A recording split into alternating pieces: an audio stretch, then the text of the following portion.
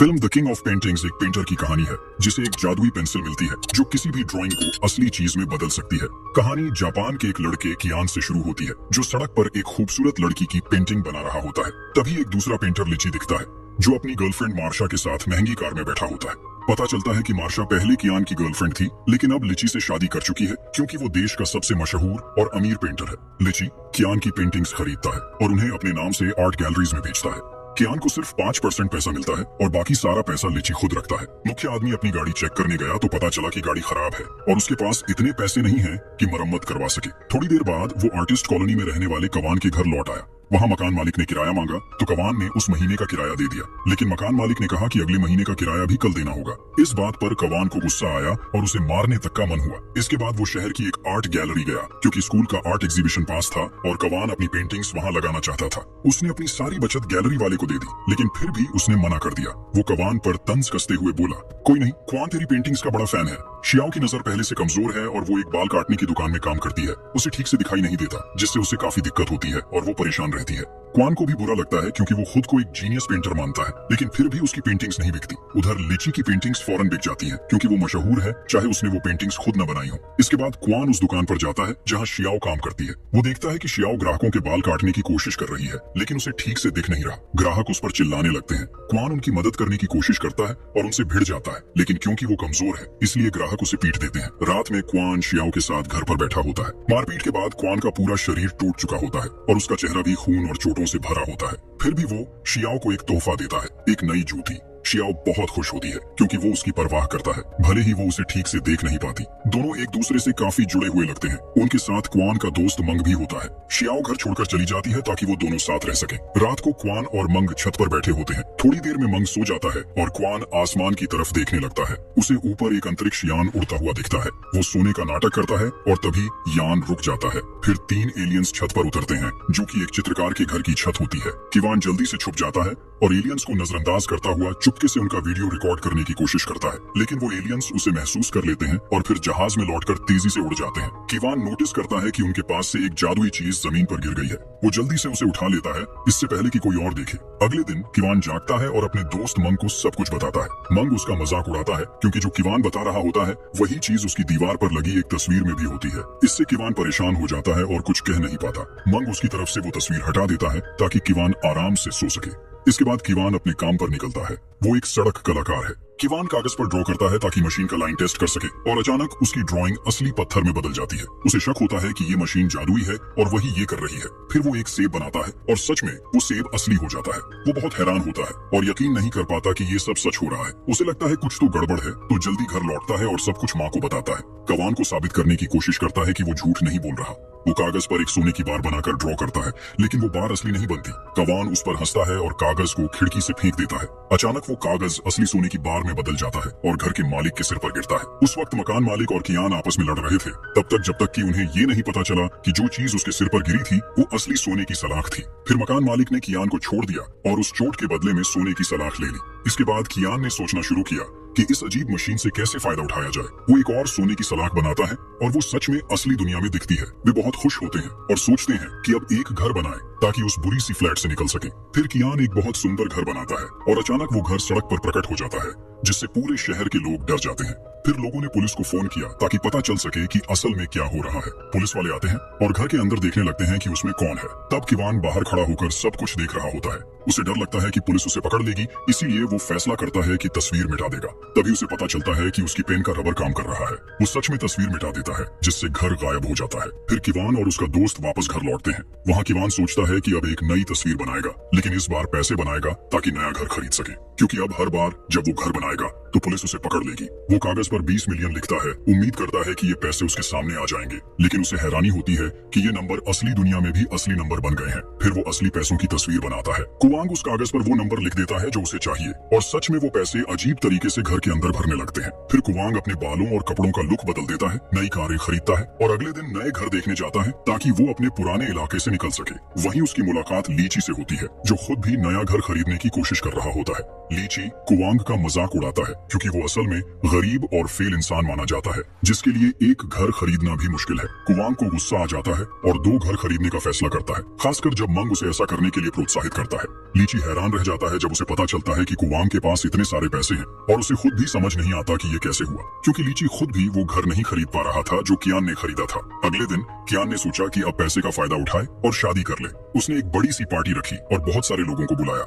उसी वक्त Xiao party में आती है तो कियान उसके पास जाता है और कहता है कि वो उससे प्यार करता है और उससे शादी करना चाहता है, लेकिन वो उसे चौंका देती है और कहती है कि वो अभी शादी के लिए तैयार नहीं है। फिर वो पार्टी छोड़कर चली जाती है। कियान उसके पीछे दौड़ता है और बिल्डिंग के दरवाजे पर पूछता है कि उसने ऐसा क्यों किया। तब वो बताती है कि उसने ऐसा इसलिए किया क्योंकि वो उसे शर्मिंदा नहीं करना चाहती थी, क्योंकि अब कियान बहुत सारी पेंटिंग्स बेच चुका है और एक अमीर आदमी बन चुका है, इसलिए वो शादी कर सकता है। कियान को शियाओ बहुत पसंद होती है, लेकिन वो उसे कभी नोटिस नहीं करती और उसकी किसी भी मदद में दिलचस्पी नहीं दिखाती। इससे कियान नाराज हो जाता है और साफ कह देता है कि वो उससे प्यार करता है। फिर वो उसे बताता है कि उसने कभी कोई पेंटिंग नहीं बेची और एक जादुई पेन के बारे में बताता है जो एलियंस गिरा कर गए थे। वो कहता है कि इस पेन से वो जो चाहे ड्रॉ कर सकता है और वो चीज असलियत में बदल जाती है। शियाओ हैरान रह जाती है, लेकिन फिर भी उसे यकीन नहीं होता, इसलिए कियान फैसला करता है कि वो उसे सबूत दिखाएगा। जब दोनों बात कर रहे होते हैं उसी वक्त ऊपर से फिर वही एलियन जहाज गुजरता है, लेकिन कियान का ध्यान उस पर नहीं जाता क्योंकि वो शियाओ में ही खोया होता है। पार्टी खत्म होने के बाद दोनों घर लौट जाते हैं। मंग उनके साथ आकर बैठता है।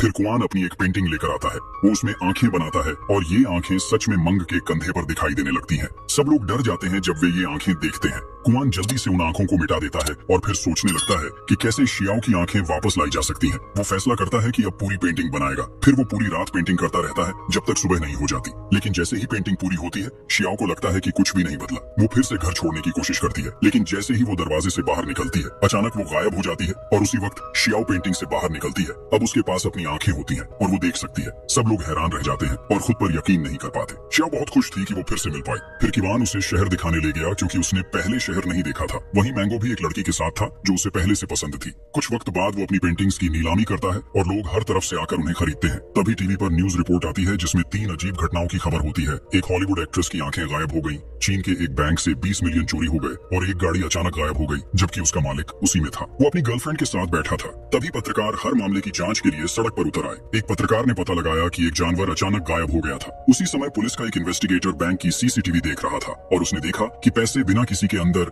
या बाहर आए गायब हो गए। उसने तय किया कि वो इन पैसों की जांच करेगा और उन पर लिखे नंबरों से उन्हें ढूंढेगा। फिर उसने तुरंत एक और इन्वेस्टिगेटर को कॉल किया और बताया कि एक गरीब चित्रकार किवान अचानक बहुत अमीर और मशहूर हो गया है। इन्वेस्टिगेटर को शक हुआ। उसने किवान को ट्रैक करने का फैसला किया और सच में उसे पता चला किवान जो पैसे खर्च कर रहा था वो वही पैसे थे जो बैंक से चोरी हुए थे। इसलिए एक पुलिस इन्वेस्टिगेटर ने उसे पकड़ने का फैसला किया ताकि उससे पूछताछ की जा सके। पता चलता है कि एक इन्वेस्टिगेटर नीलामी में बैठा हुआ सब कुछ देख रहा होता है। अचानक वो अपने दोस्त के साथ उठता है और मंग और किवान से कहता है कि वे उनके साथ चलें। वे दोनों सच में उसके साथ विला के एक कमरे में जाते हैं जहां इन्वेस्टिगेटर उनसे बैंक की चोरी और उनके पास आए पैसों के बारे में सवाल करता है। किवान और मंग बताते हैं कि उन्होंने कुछ भी चोरी नहीं किया और जाहिर है कि वे बहुत डरे हुए होते हैं। बात करते करते मंग पहली बार अपना दिमाग लगाता है और इन्वेस्टिगेटर को समझाता है कि किवान के पास एक जादुई ताकत है जिससे वो किसी भी चित्र को हकीकत में बदल सकता है। कार को अचानक असली बनते देख इन्वेस्टिगेटर हैरान रह जाता है और मान लेता है कि किवान के पास सच में जादुई ताकत है, इसलिए वो उसे छोड़ देता है ताकि वो अपनी नीलामी पूरी कर सके। फिर किवान वापस पत्रकारिता में लौटता है और सबको बताता है कि वो सुरक्षित है।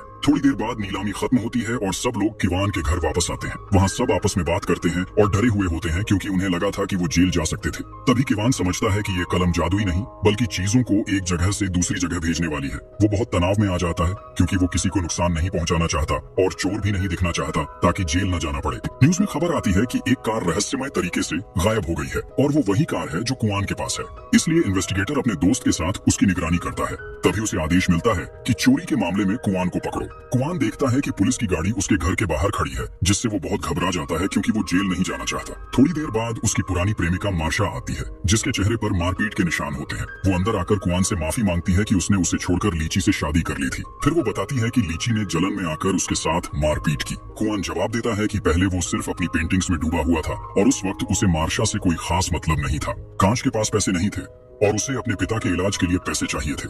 दोनों साथ में शराब पीते रहे जब तक कि उन्हें होश आया। फिर कवान ने फैसला किया कि वो उसे जादुई कलम की पूरी सच्चाई बताएगा। उसी वक्त लीची कवान के घर पर मौजूद था और उसे अपने कैमरे से देख रहा था जो मार्शा के कपड़ों पर लगा था। पता चला कि ये सारी योजना लीची की ही थी ताकि वो सच्चाई जान सके। वो चौंक गया जब उसे जादुई कलम की सच्चाई पता चली। वहीं दूसरी ओर शियाओ टीवी देख रही थी और उसमें एक खबर आई कि एक अभिनेत्री अपनी एक आंख खो चुकी है। शियाओ को बहुत गिल्ट महसूस हुआ क्योंकि वो जानती थी कि इसके पीछे उसी का हाथ था। और अगले दिन पुलिस इन्वेस्टिगेटर क्वान के पास आता है ताकि उससे जादुई पेन ले सके, खासकर जब उसने खबरों में कार चोरी की बात देखी। इन्वेस्टिगेटर को यह सब किसी साइंस फिक्शन फिल्म जैसा लगता है और वो यकीन नहीं कर पाता। इस बीच क्वान बहुत डर जाता है क्योंकि उसे लगता है कि उसे जेल हो सकती है, लेकिन उसे समझाया जाता है कि अगर वो पेन पुलिस को दे देगा तो वो निर्दोष माना जाएगा और कोई उसे नुकसान नहीं पहुंचाएगा। क्वान मान जाता है और तिजोरी खोलता है, लेकिन हैरान रह जाता है क्योंकि पेन गायब होता है। कुछ घंटे पहले जब वो नशे में जमीन पर सो रहा था, कोई उसके घर में चुपचाप घुस आया था। बिना किसी को देखे किसी ने तिजोरी से जादू की कलम चुरा ली। फिर मार्शा को पकड़कर घर से भाग गया। जासूसों ने उसे घर से निकलते देखा, लेकिन उसने झूठ कहा कि वो अपनी बीवी को लेने जा रहा है। इस समय लीची अपने सहायक और बंधी हुई मार्शा के साथ विमान में है ताकि वो भाग न सके। फिर लीची सोचता है कि वो क्या क्या बना सकता है और तय करता है कि वो एक कला एग्जीबिशन लगाएगा। सच में उसकी एग्जीबिशन शहर के बीचों बीच लगती है और वो आसपास की बहुत सी चीजें नष्ट कर देता है। लीची एग्जीबिशन पर पहुंचकर उसकी खूबसूरती से बहुत प्रभावित होता है। फिर एक शानदार महल बनाता है और खुद को सम्राट घोषित कर देता है। फिर वो सोचता है कि उसे दुनिया की सबसे खूबसूरत लड़की से शादी करनी है। उसे एक मैगजीन दिखती है जिस पर मिस ब्यूटी किंग एलिस की फोटो होती है, तो वो उसे बनाना शुरू करता है ताकि वो सामने आए और उससे शादी कर सके। उसी वक्त एलिस एक ब्यूटी कंटेस्ट में होती है और होस्ट उसे विनर घोषित करता है। जैसे ही कर्मचारी उसे ताज पहनाने जाती है, एलिस अचानक गायब हो जाती है और लीची के महल के सामने आ जाती है। वो पूरी तरह हैरान होती है और सोचती है कि शायद सपना देख रही है। लीची उसे बताता है कि उसने उसे यहाँ बुलाया है ताकि उससे शादी कर सके। एलिस ये सुनकर गुस्सा हो जाती है और पेन से उसके चेहरे पर मार देती है, जिससे लीची की नाक से खून बहने लगता है। फिर गार्ड एलिस को पकड़ लेते हैं ताकि वो दोबारा ऐसा न करे। अचानक पुलिस वहाँ पहुँचती है ताकि जादुई पेन वापस ले सके, लेकिन लीची पेन देने से मना कर देता है क्योंकि उसे लगता है कि ये पेन उसी का हक है और वो इससे अपने सपने पूरे करना चाहता है, चाहे ये पेन बस चीजों को एक जगह से दूसरी जगह भेजता हो। फिर पता चलता है कि लीची ने हवाई जहाजों के रनवे के पास ही अपना महल बना दिया है। थोड़ी देर बाद वो फैसला करता है कि अब वो धरती से भाग जाएगा, इसलिए वो एक स्पेस क्राफ्ट बनाता है। लेकिन जैसे ही यान तैयार होता है, उसके सामने एक एलियन स्पेसशिप आ जाता है, वही जहाज जिससे पहली बार जादुई पेन गिरा था। उस स्पेसशिप से 3 बहुत अजीब से क्रीचर्स उतरते हैं। उन एलियंस का रंग हरा होता है और हर एक के पीछे एक पूंछ होती है। उनमें से एक एलियन क्वान पर हमला करता है और लगता है कि वो बहुत गुस्से में है और उसका गला घोंटकर उसे मारना चाहता है। क्वान उसे समझाने की कोशिश करता है कि उसके पास पेन नहीं है। फिर बाकी एलियंस पुलिस इन्वेस्टिगेटर्स पर हमला कर देते हैं, जिससे उनके सारे वेपन्स गिर जाते हैं। तब क्वान लीची की तरफ इशारा करता है क्योंकि पेन उसी के पास है, लेकिन सब देखते हैं कि लीची तो वहाँ है ही नहीं। तभी एक टैंक अंदर आता है जो सबको खत्म करने के लिए तैयार है और खुद पेन लेने की कोशिश करता है। इंसान डर के मारे इधर उधर भागने लगते हैं। फिर एलियंस आते हैं और टैंक पर हमला कर देते हैं। वे उसकी पाइप पकड़ते हैं और उसे अंदर की तरफ मोड़ देते हैं, जिससे टैंक की पाइप अंदर चली जाती है। टैंक के अंदर से लीची और उसके दोस्तों को बाहर निकाला जाता है और लीची को जादुई पेन दिया जाता है। उनसे कहा जाता है कि अब सब माफ कर दें, लेकिन जैसे ही एलियन लीडर पेन को देखता है और पता चलता है कि वो टूट चुका है, वो और उसके साथी लीची पर हमला कर देते हैं। उन्हें लगता है कि अब लीची मारा जाएगा, लेकिन तभी क्वान बीच में आ जाता है और एलियन से उसे माफ करने की गुजारिश करता है। फिर क्वान सच बता देता है कि पेन उसी ने तोड़ा था। इसके बाद एलियन लीडर उसे माफ कर देता है क्योंकि क्वान ने बहादुरी से अपनी गलती कबूल की थी। फिर एलियन लीडर जादुई पेंटिंग्स को मिटाना शुरू करता है और हर चीज को उसकी असली जगह पर वापस कर देता है। सच में सब कुछ दोबारा सामान्य हो जाता है और जादुई पेंटिंग्स गायब हो जाते हैं। चियाओ की आंखें तो वापस आ गईं, लेकिन वो दोबारा देख नहीं पाई। फिर वो पुलिस को साथ लेकर आती है ताकि लीची को एलिस के अपहरण और मार्शा पर हमला करने के जुर्म में गिरफ्तार किया जा सके और यहीं पर फिल्म खत्म हो जाती है।